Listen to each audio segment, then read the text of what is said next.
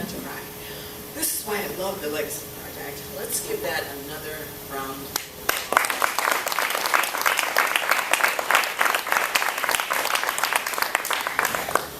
So one of the last gentlemen you saw in that video is our keynote speaker today.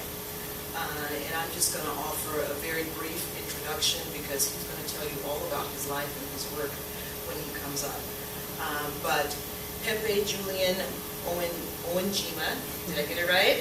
Okay, is the programs director of Sexual Minorities Uganda, and he is also a Reagan Facil Fellow at the National Endowment for Democracy.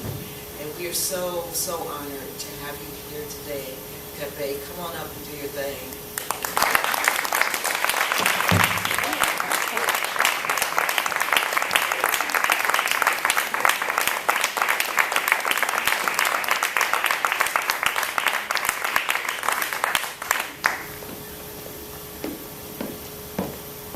Thank you so much.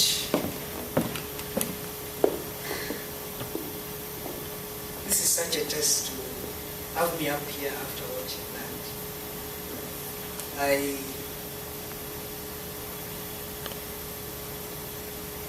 I'm very happy to be in your midst.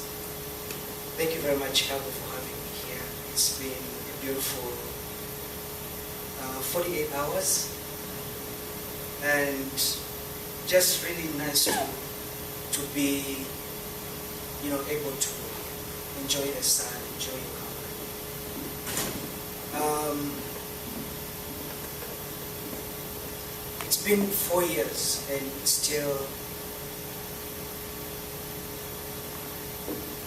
feels like January 26th, 2011.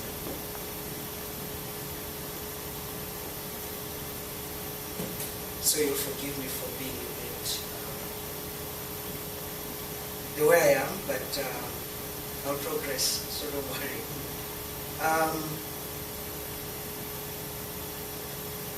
When Victor asked me to come and visit the Legacy Walk and to visit all of you, I was excited. July, I'm doing a fellowship in DC, and this is my final month, and I didn't want to travel. I just wanted to be in DC and complete my fellowship. But this is a big deal for me. As some of you know, that Victor's been saying this, that we worked on the text together. And it was just a huge honor for me to be able to be part of it. And what was also really good about it is that there was that consultation with Spain. There are so many things that have been done in the honor of LGBT Ugandans, or talks, or campaigns and so on. And there's so many that have been done without consultation, and most of them have backfired. And we are the ones who have ended up, bearing the cross. So for me, working with Victor on this was my way of, it was like therapy, because honestly, I'm still grieving David. Grief takes time. Some people get over it quickly, and some it takes a long time. If it was something that we'll do and say, this is a plan for 2 years, and we're done with the 2 years, maybe it would be okay, but this is a fight for our lives, and it's continuous. We keep, rising up every morning to try to make things better. And the fact that there's that void, it keeps with you every day, and you keep finding new ways of dealing with the grief. So, for me, as a person who is very interested in media, in archiving, in history, having, such honor, not just David, all the other LGBT people who have been covered on the Legacy Walk, I think it's very huge. It's something that we have talked about. It's something that we've dreamed about. It's something that we've attempted to create in our small offices, just to have faces and names of people, living and who have died during this time. But it's impossible for us to do it. Even just hanging a photo of our comrades that we've lost to HIV and AIDS, we can't do that because it's still a risk to have people's faces out there. So for me, miles away, to have one of our grand, very well-respected activists, my own comrade, hung on a street, his legacy, his name, his story, his bio, hung up here is really huge for my country. I think it's an honor for Uganda. Uganda might not look at it that way right now, but one day they will. Yeah. And it's a huge thing also for the LGBT community in Africa, not just for Uganda. And we might not see it like that right now, but I do, and eventually we will. When we did this, and Victor sent me the picture, I held my phone and was like, wow, it's so beautiful. I wish I could go and see it. And I did. And I communicated with my friends back home. It's on my Facebook page, it's on my Twitter. And people are like, wow, you are so lucky that you're able to actually go there and touch it and see it and feel it and be with the people who actually did this. So for me, it's something that I'll take back home. David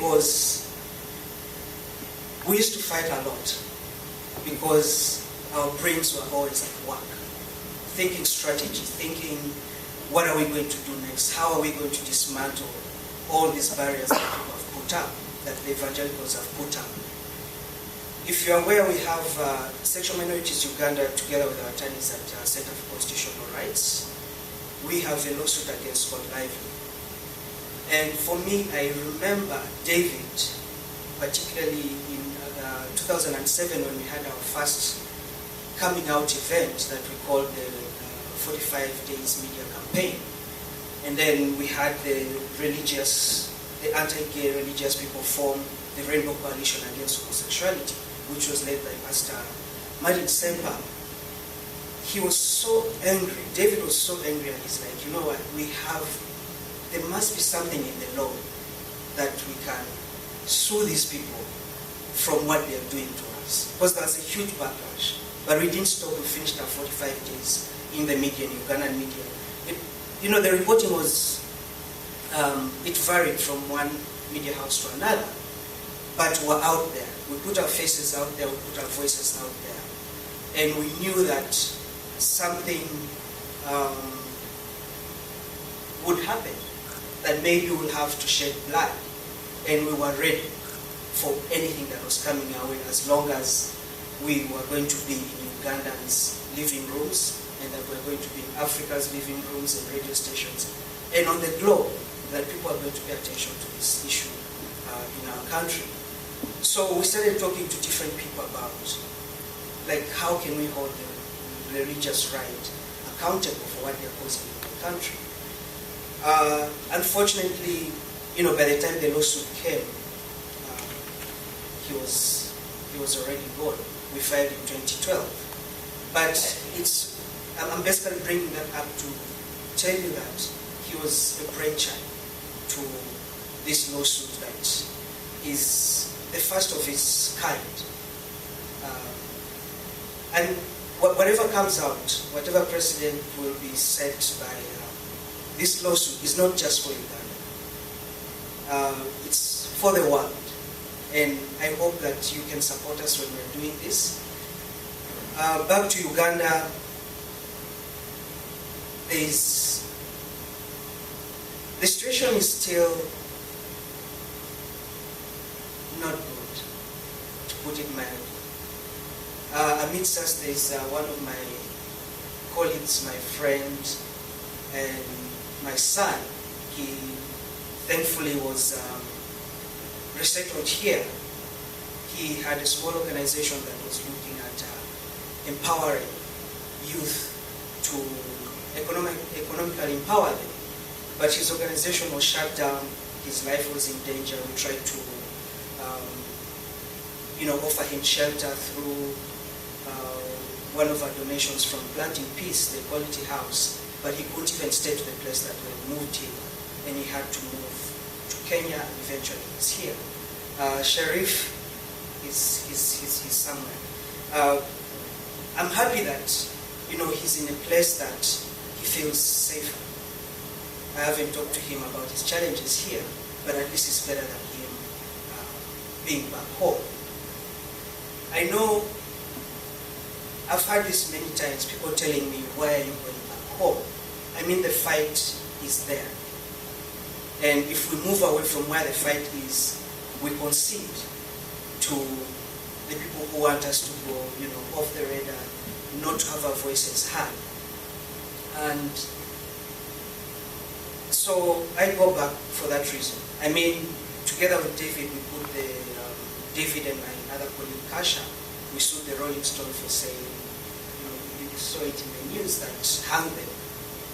That very week, not even the week, the whole time we were in court, we were being followed. We were having prank calls, we were having death threats over the phone.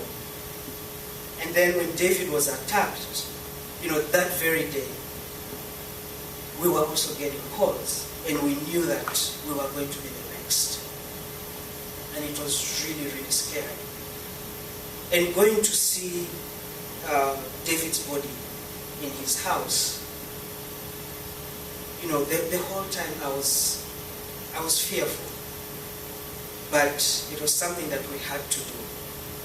And I can't, tell you in 15 minutes my life story, but something I'll leave with you not to feel so sad about. The situation in Uganda is that I'm one of those lucky people who has support from family. Since I was 12, I'm 34 now.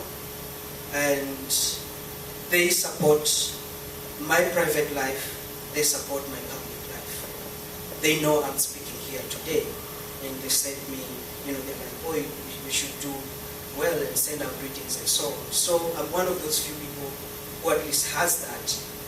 And the reason why I'm doing this one is because of that safety, of that protection I have from my family.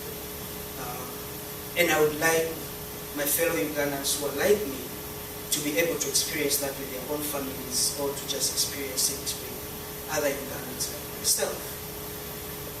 And I know we're going to talk more, there will be questions and so on as we speak. I'm not very good at listening to my own voice, but there's time set for me to speak to you.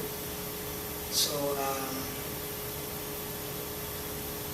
maybe I've not said everything because I'm still kind of coming down from watching the clip.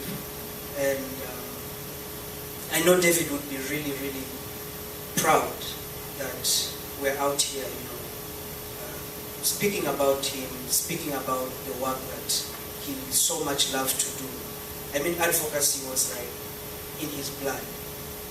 Yesterday on the radio show I was saying that he's impatient. And it's true, he was impatient with what you call BS. So he was always trying to find ways of getting that mess out of the way.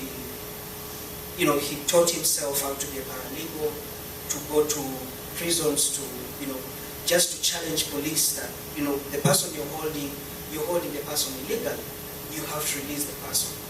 You also heard that his shoulder was, injured. He had been beaten so many times in bars, even in police stations when he's trying to get someone out.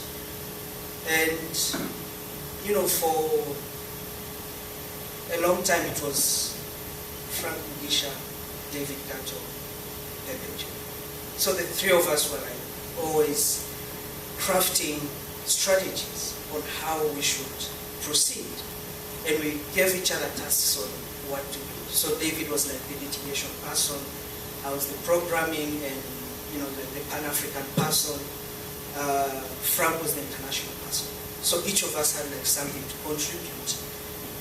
And we miss him.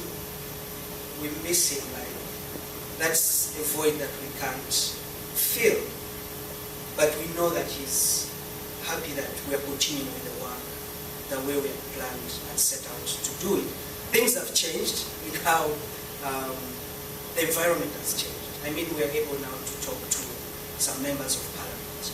We're able to meet together with other human rights groups and, call out the government on its shortcomings. That is something huge that we didn't think was going to happen in 10 years, but we've managed to achieve it. So in a way, coming up with a draconian law helped us, stand stronger and stand together and have more international support for us to be able to fight the war back home.